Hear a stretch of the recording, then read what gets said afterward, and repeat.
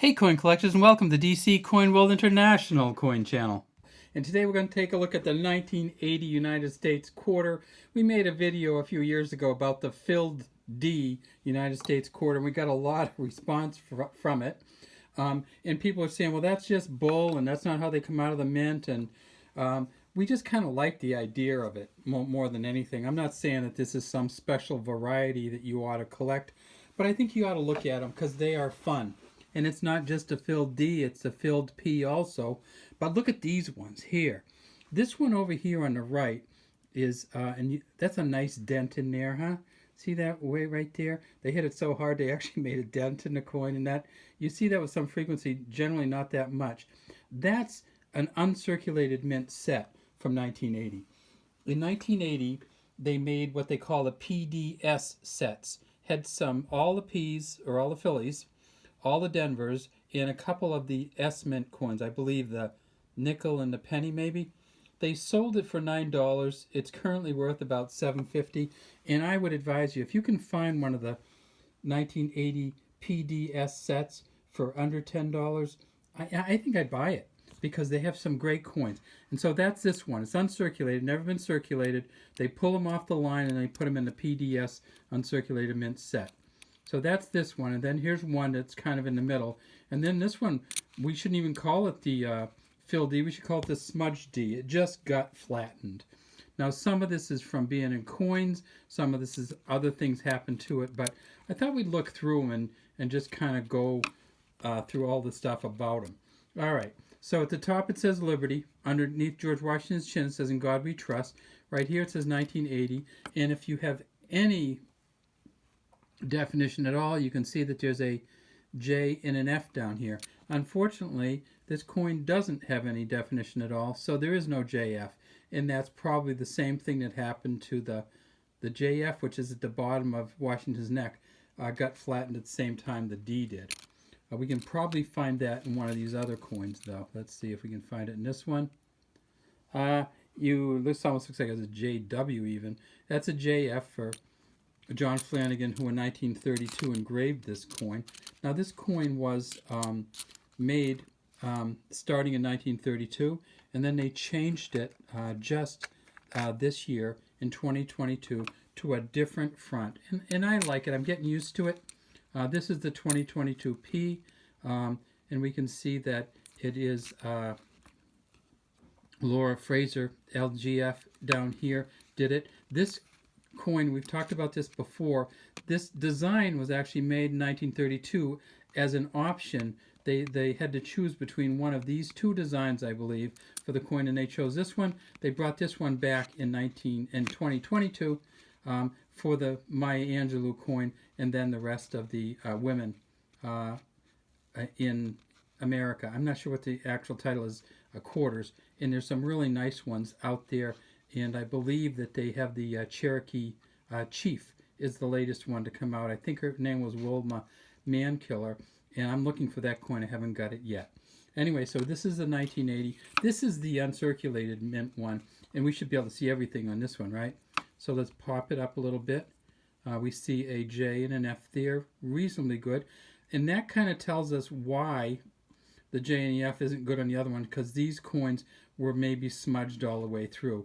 And this is a brand new D, never been used. And see, that D isn't even very great. It's kind of medium grade with a dent in it. So maybe that's why the Ds didn't come out that great. We tip it up on its edge and we see it's just beautiful. It's a copper nickel clad copper. And then we get onto the back and we see that this is truly an uncirculated mint set coin. United States of America at the top, E pluribus unum. We have the body feathers all down the body, but not so great on the legs. Another indicator that they may have rushed through these. Some nice coloring down here. This is actually a something that happened at the mint. It got another piece of metal in there and it changes the color. And then some great coloring down here. So this one, maybe if we let it sit for 20 or 30 years, will have this rainbow hue to it. Really a nice coin. And so when did they, how many did they make? Well, at the Denver Mint in 1980, they made 518 million. At the Philadelphia Mint, they made 635 million. And at the San Francisco Mint, they made 3.5 million. Well, let's look at those Phillies. And So this is the Philadelphia Mint. This is a brand new in that sense coin, and what a beautiful one it is. Look at the coloring on that, but also look at the P. So this is an uncirculated coin.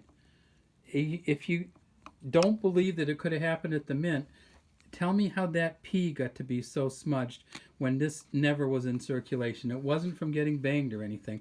And look at the beautiful coloring on it. This is a valuable coin. I would say that this one is probably an MS65. Let's look at the back just to get some details on the body. And this one, this is about as good as it gets for 1965. A little bit more definition here we'd like. So maybe an MS65. Great tail feather definition. Now look at that. Great coloring too. And again, we see this kind of changes here. The eagle holding the arrows facing to the left, the olive branch below.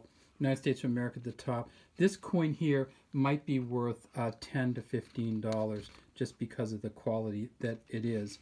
And also because in 1980 they just didn't make a huge amount of the very best coins.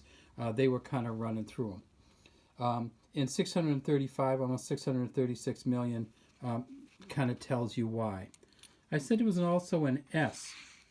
And there's the S Mint coin. No mistaking that, right? That's a proof coin. You can tell by the polish on Washington. You can tell by the fact that you can see yourself in it, and you can see the pen in it. There's the S over there. Let's see how they did with the S's in 1980. Pretty good S on there. And they made 3.5 million of these. This one right here is worth probably somewhere between $3 and $5. Again, we tip it up. They hadn't gone to the silver versions yet, so it's still a clad coin. And then we get it on the back, and we see that even in the best coins, even in the proof coins in 1980, we don't get a lot of body feathers. So that's one of the ways you evaluate all the coins, is how good is it compared to the best coins of that era. And in 1980, they were just not making the dies as fine, I guess, as they could have. So we have the S, we have the D, we have the P, and we have, I'll show you a couple other. This is a circulated P. They almost all the ones I have kind of look a little bit like this. If you have a wide open P, I'd like to see it, because I don't have any of those. So maybe what our video should have talked about was the 1980 filled P, because some of the D's at least have a hole in them. Yeah, that D's the worst shape and the best D. All right, that's all we have from the DC Coin World International Coin Channel.